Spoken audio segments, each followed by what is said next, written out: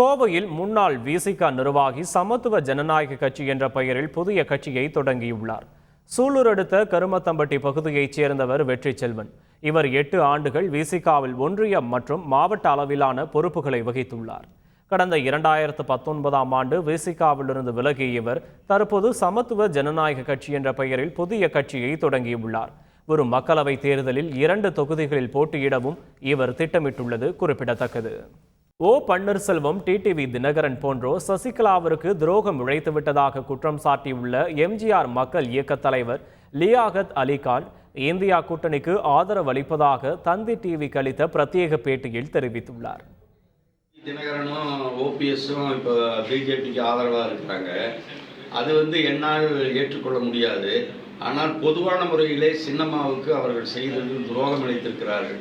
எல்லோருமே இபிஎஸ் இவங்கெல்லாம் துரோகம் இழைத்து ஒரு அம்மா நம்பி கொடுத்தாங்க.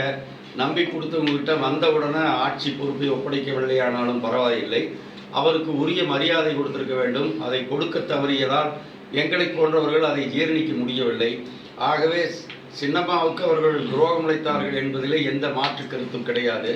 இப்பொழுது ஓபிஎஸ் டிடிவி அவர்கள் பிஜேபியை ஆதரிப்பதை எங்களால் ஏற்றுக்கொள்ள முடியவில்லை. அவர்கள் 6 மாதமாக நாங்கள் பேசிக் கொண்டிருக்கிறோம் என்று சொன்னார்கள். அப்புறம் எப்படி இவர்கள் சிறுபான்மை மக்களுக்கு ஆதரவாக இருப்பார்கள்?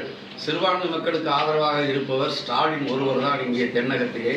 அவருடைய கூட்டணி நிச்சயமாக வெற்றியடையும். இந்தியா கூட்டணி ஒரு மறுமலர்ச்சியை இந்தியாவிலே உருவாக்கும். புதிய பிரதமரை ஸ்டாலின் அவருடைய முயற்சியால் உருவாகும் என்பதை தெரிவித்துள்ளது. செய்திகளை உடனுக்குடன் தெரிந்து கொள்ள உடனே சப்ஸ்கிரைப் பண்ணுங்க.